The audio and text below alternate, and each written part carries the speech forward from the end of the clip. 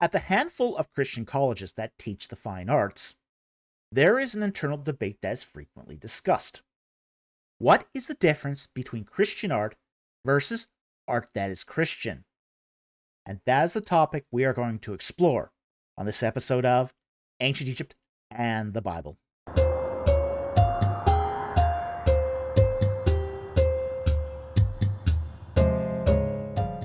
On this channel, we frequently talk about the creative arts as a means of engaging the culture. And by the creative arts, we mean writing fiction and poetry, painting, sculpture, ceramics, composing or playing music, or any other creative endeavor.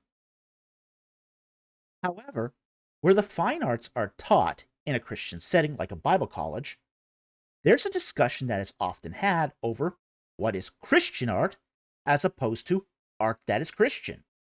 At first blush, it might seem like this might be one of those issues where there's a distinction without a difference. However, it doesn't take many examples to show that there is indeed a real difference. For example, the movie God is Not Dead is without a doubt a Christian movie, while Greyhound is a secularly made movie that has lots of Christian themes, so it is a movie that is Christian. Similarly, This Present Darkness by Frank Peretti is a Christian novel, but The Lord of the Rings is a novel that is Christian. So that then raises the question of what is the difference between Christian art and art that is Christian? The key difference and a good working definition is that Christian art puts Christian culture before the art itself.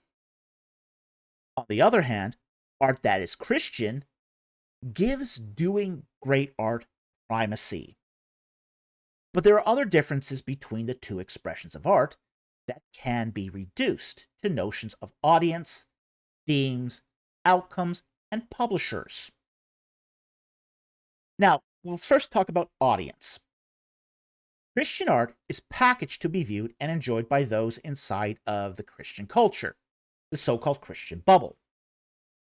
It is tailored towards Western Christian biases, tastes, and sensibilities. So, in Christian art, there'll often be little consumption of alcohol, no sex, no profanity, no smoking, and very little graphic violence. Conversely, art that is Christian tends to have a more universal appeal. It's created to have a reach towards those outside of the Christian bubble. And it is not specifically geared towards Western Christian tastes or sensibilities. So it's not uncommon in art that is Christian to find references to alcohol, sex, profanity, or violence. Yes, the hobbits of the Shire drank alcohol and killed orcs. Alcohol and violence. Now, when it comes to the themes that are common in Christian art often revolve around conversion stories, missionary biographies, and triumphant narratives where the Christian always overcomes any adversity through the power of God without personal costs. There's often a contrived religious conversion scene that transforms the life of the protagonist. For example, the atheist professor in God's Not Dead ultimately has a scene where he converts to Christianity.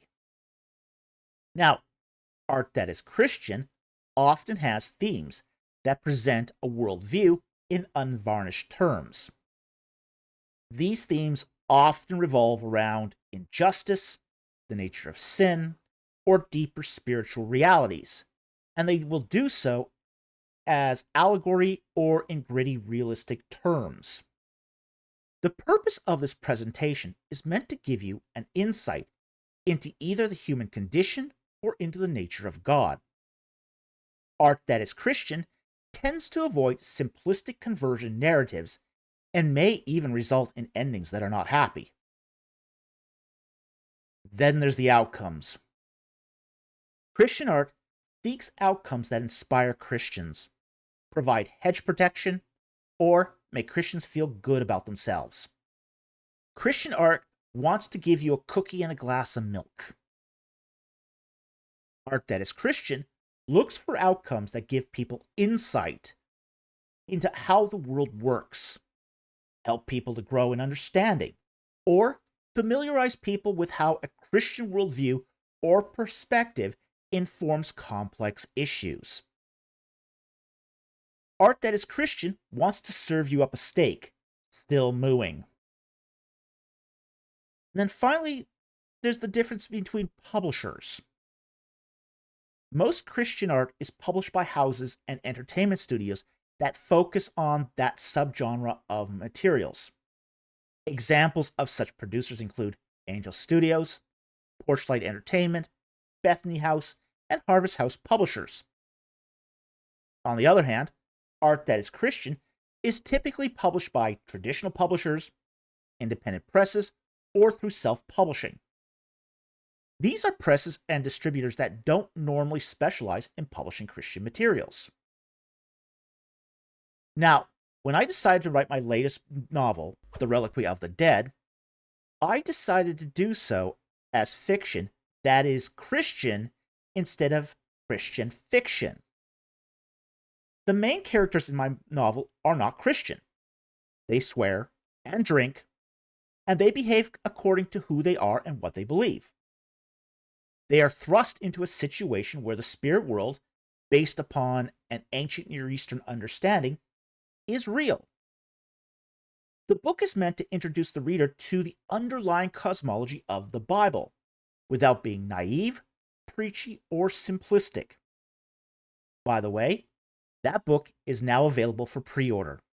Please see the affiliate links in the video description.